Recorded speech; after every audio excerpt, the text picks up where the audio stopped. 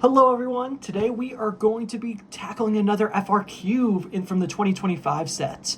We are going to be tackling AB's number 5. So if you're in BC and you're taking the BC test, this was not a question for you guys.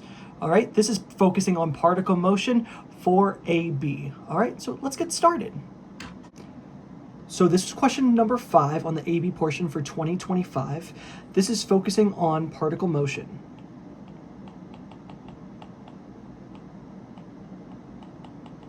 Or the AP Calculus version of physics, their physics portion. Okay, so normally this will always be on FRQ. It's either on the calculator portion or the non-calculator portion. This year is on the non-calculator portion, and it's a little bit more challenging, I think, when it is non-calculator than calculator, because this is where they're going to test to see, hey, can this person actually do an integrate, or can this person actually differentiate? Not just do they know when to do those operations. Okay, so this is a lot more of the actual calculus, and also tying in the idea of velocity, acceleration, and positions. Okay, so let's do this thing. So let's read this problem. We're going to start on portion A. So two particles, H and J, are moving along the x-axis. Okay, so we have horizontal movement going on here from 0 t to 5. The position of particle H at time given, the position of particle H at time t is given by x sub h of t is equal to e t squared minus 4t. And the velocity of particle J at the time is given by Vj sub j of t is equal to 2t times the quantity of t squared minus 1 all to the third power.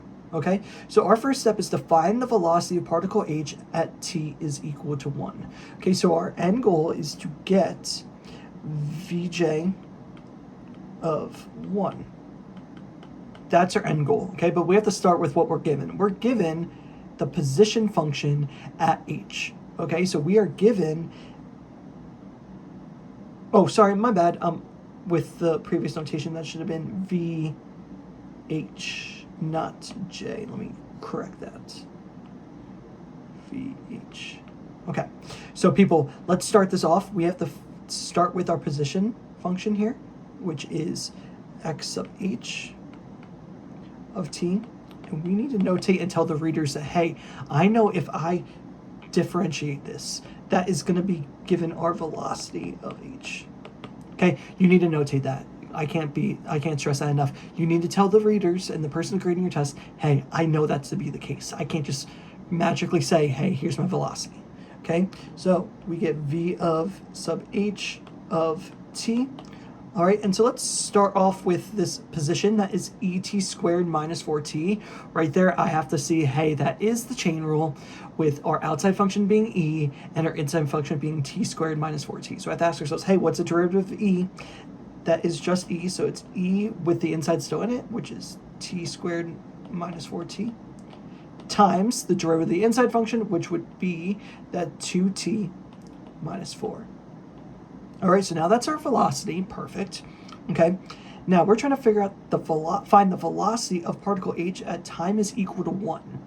All right, so I have a velocity function. Let's just plug in 1 now to say, hey, what is that? So v sub h of 1, that would be e1 squared minus 4 times 1 times 2 times 1 minus 4. All right, now we just got to simplify. 1 squared is 1, so that would be e1 minus 4 times 2 minus 4. And we get e to the negative third times negative 2. And if we simplify that, that would be negative 2 e to the negative third. And if we keep going, take care of the negative exponent, which would be negative 2 e to the third. So that would be our velocity at time equals 1. So that's A done. Let's go to part B. Okay, again, same setup, two particles, h and j. Now we're getting asked during what open intervals of time equals t for between 0 and 5 are particles h and j moving in opposite direction. Okay, right there, that's when we're dealing with opposite directions. We know our velocity needs to be different signs.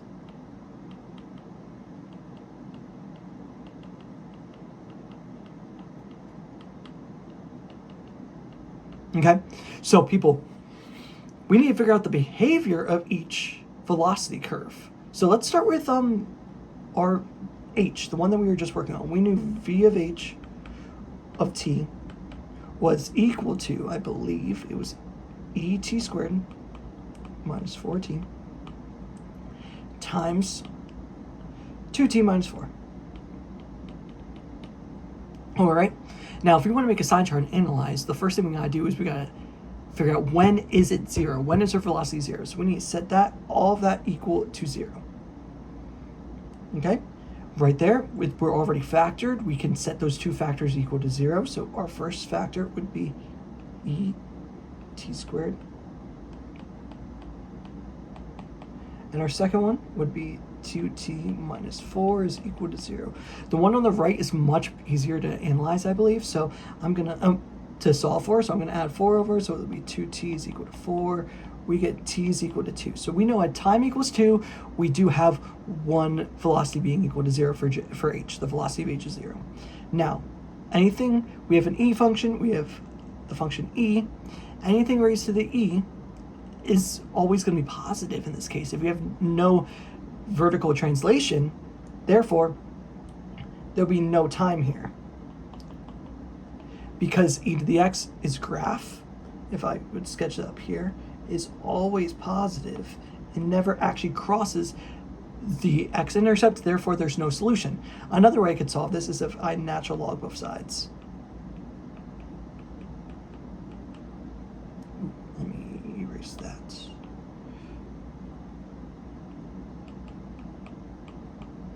You get et squared minus 4t is equal to, natural log of 0 does not exist right there.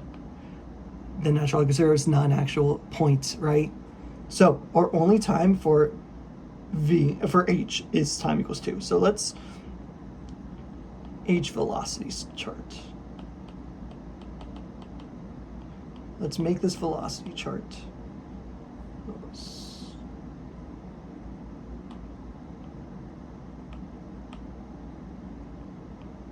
Okay, so our only time that we have to worry about is 2. Let's pick a value that's a little bit left of 2, which is 1. Let's pick a value more than 2, and that's 3. So we know right at 2, our velocity, our vh of t, is 0. Okay, let's plug in 1. So vh of 1, that would be e to the 1 squared minus 4 times 1 times 2 times 1 minus 4. All right, so let's simplify that. That will be e to the 1 minus 4 minus 2 times 1 is 2 minus 2, that would be 2. So times that. Oh, negative 2. Almost forgot that. And so we get e to the negative 3 times negative 2. That would simplify to be negative 2 e to the third. All right, that e to the third is always positive, so it's negative 2 divided by a positive number. Therefore, this number is going to be negative. Therefore, at 1, our velocity is going to be a negative value. Okay, now let's plug in 3. So vh of 3, that is equal to e to the 3 squared minus 4 of 3 times 2 times 3 minus 4. So 3 squared is 9, so it will be e to the 9 minus 12 times 6 minus 4. We get e to the negative 3 times 2, positive 2 in this case. Therefore, we get 2 over e to the 3. That is equal to some positive number. Therefore, we know, since our interval is from 0 to 5, we know that our velocity for h is positive from 2 to 5, and we know it's negative from 0 to 2. All right, so that's half the battle. That's only h. Now we need to figure out the velocities chart of our j particle. Okay, so first time we were thinking about j, so vj of t, that is equal to, let's go back up there, 2t times 2t minus 1 to the third. All right. So let's again set this equal to 0. We've got to analyze this. So that would be 2t is equal to 0, and t2, let me make that a little bit neater. That would be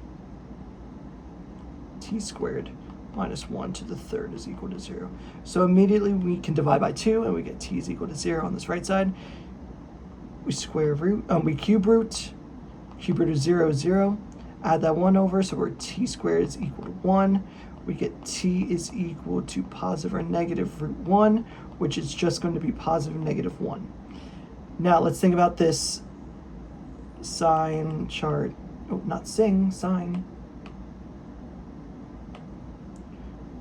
Sine chart. Oh, wrong one. Sorry. Let's think about this sine chart.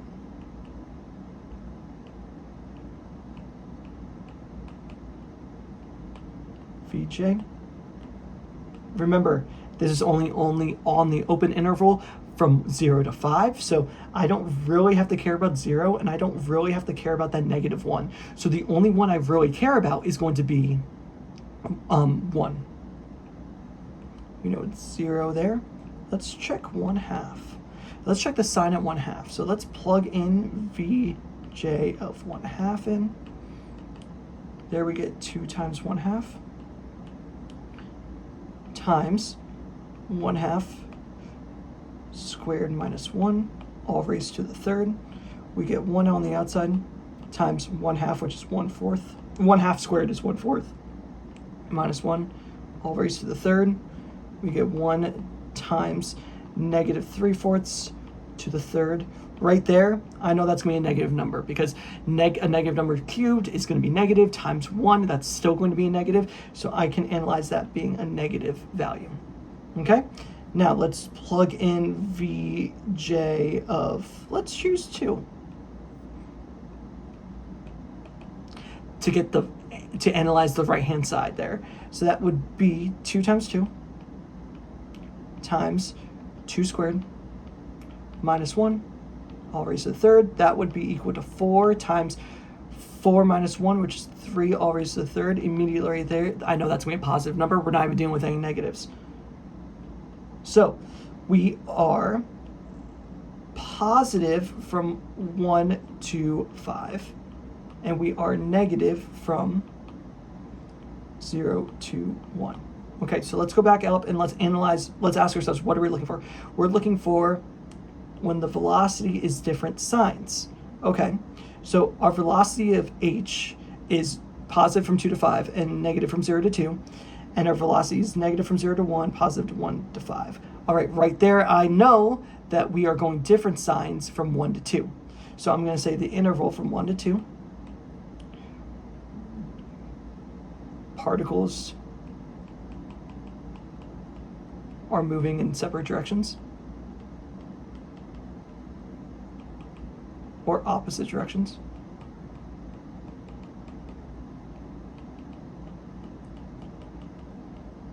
Because that is, what's our first function? V of h of t. What is that? That is going, it's less than 0. And v of j of t is greater than 0. Whew. That was a beast. That one was tough. That one's a long one. A lot of work we need to show there. All right, so that's part B. Let's go to part C. This one's a lot quicker here. Okay, so it can be shown that our vj prime at 2 is greater than 0. So that means, hey, let's think about what that means. Or if we take the derivative of velocity, that's acceleration. So this is saying, hey, acceleration at 2 is positive. Booyah. Okay, that's important to know. Okay, is the speed of the particle increasing, decreasing, or neither at time equals 2? Okay, so a quick rundown of speed. Speed, we know a particle is speeding up when its velocity and acceleration are the same exact sign. If the acceleration and velocity at the time are opposite signs, one's positive, one's negative, or the other one's negative or positive, then we know that our particle is slowing down. So we already know our acceleration is positive, so we just have to figure out when is our velocity, what is our velocity at time equals 2. So let's plug in 2 into our velocity, so Vj of 2, that would be 2 times 2 times 2 squared minus 1, all raised to the third. So that will be 4 times 3 to the third. Okay, 3 to the third is 27. So it'll be 4 times 27. Quick check on my math real fast. That is 108. And that is positive. Okay, so right there, I know that our particle is speeding up because both signs of velocity and acceleration are the same. They're both positive. So let's get this reason. At t is equal to 2, j is speeding up, or how they view it, the speed is increasing.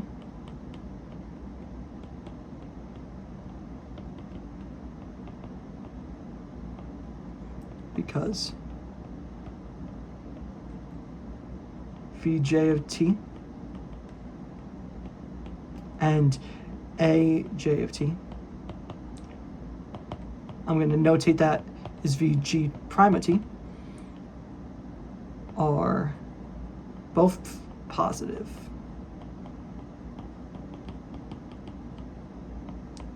Same sign.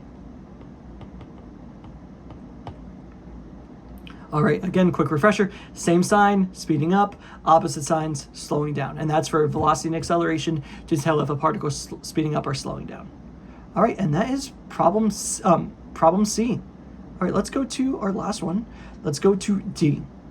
Particle J is at position x is equal to 7 at t equals 0. Okay, right there, I know x of 0 is equal to 7. I know that's a little tricky, but our position function is x of t. We plug in 0 in for t. We know that's equal to 0. Our goal is to find the position at time equals t. So we are trying to find, hey, what is... Ooh, forgot to notate what particle that was. My bad, people. That should have been j. So x sub j of 0. We're trying to find xj of t, of 2. All right, so let's ask ourselves right now, are we given the position function for particle j? No, we are given our velocity, and we haven't found our position. So we're going to have to integrate. We are going to have to integrate. Okay, let's just think about integration real fast. So integral from 0 to 2 of v sub j of t dt. If I would just do our FTC part 2, right, that would just be, hey, our position function at j at time 2 minus x sub j of 0. This is just our antiderivative, right? Our antiderivative of the upper bound minus the antiderivative of lower bound. We are trying to find x sub 2. So what we are really doing is we're taking this accumulation between 0 and 2, which is represented by our integral, and we are adding our initial position, and that's going to get us our final position. Ooh, that should be 0, because that is our initial. All right, so let's figure out this integral, okay? I'm going to come back to this. Let's figure out our integral just straight up first. So integral 0 to 2 v of j of t. I'm just going to plug in v of j of t.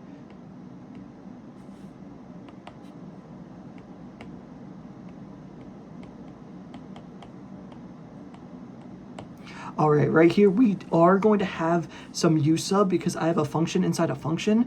I'm going to let my u be what is inside of the cubed function. So I'm going to have my u be t squared minus 1. So now I'm going to integrate that. Du over dt is just equal to 2t. Rearrange that sucker so we get du over 2t is equal to dt. Let's plug in for everything. So 0 to 2, 2t, u to the third, plug in for dt, that will be du over 2t.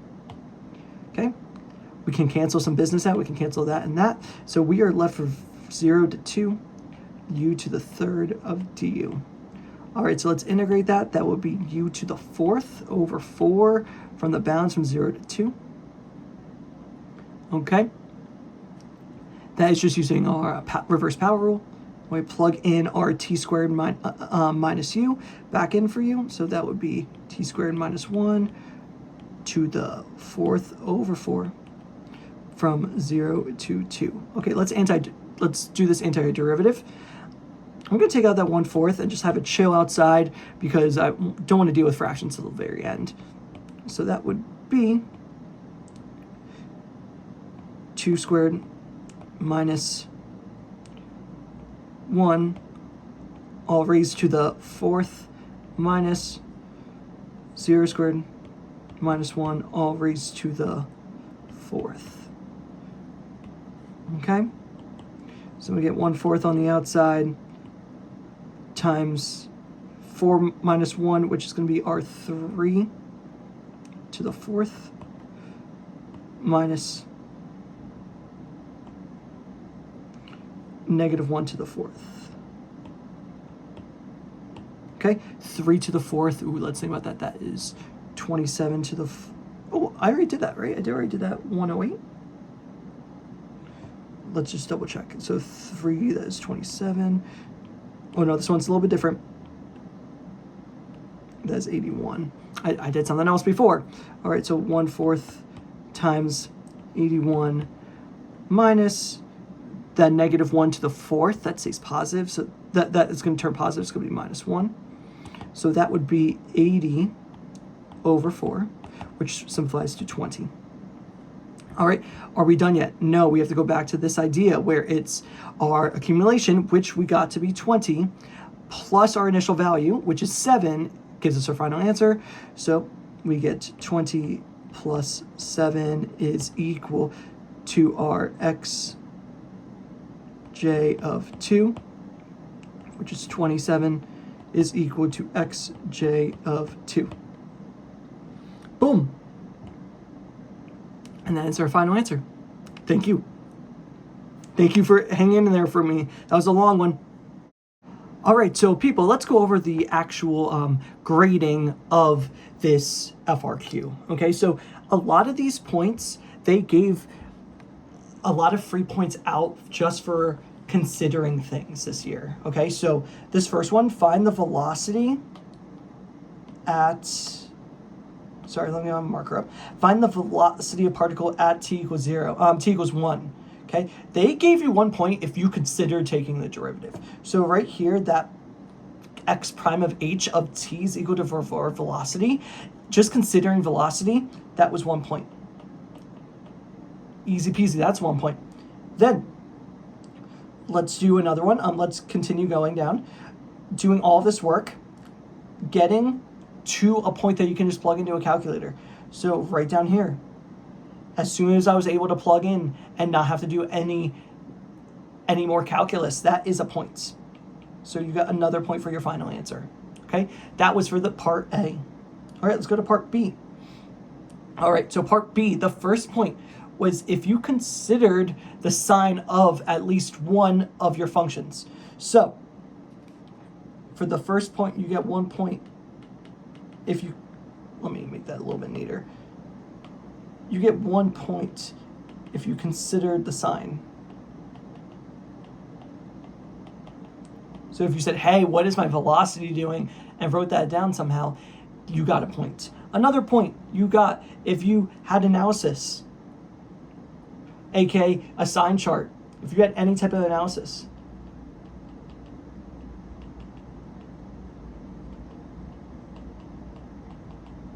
You got another point. And lastly, you got a point for your explanation.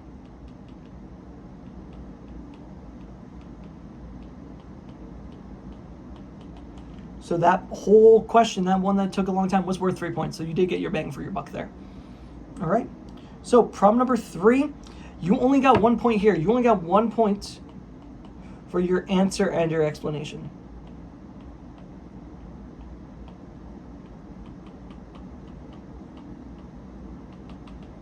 Normally, they would give you a little bit more, but they only give you 1 point for this year.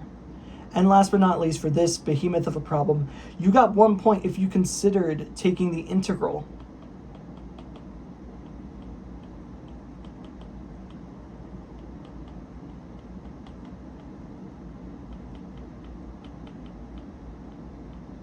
You got 1 point if you got the right antiderivative.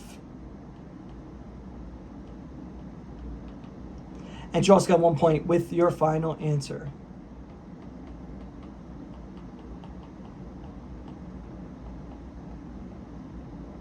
All right. That is all of the FRQs for this section. And that is it for this video and this analysis of this number 5 FRQ for AB for 2025. This particle motion problem was definitely one of the more challenging ones this year. A lot of actual calculus that you had to do and a lot of analysis of sign charts and derivatives. So if you would like any more calc help, please click on this playlist and subscribe. I'll be sure to keep giving you some more videos to watch so you can study for your calc exam. Thank you very much for watching.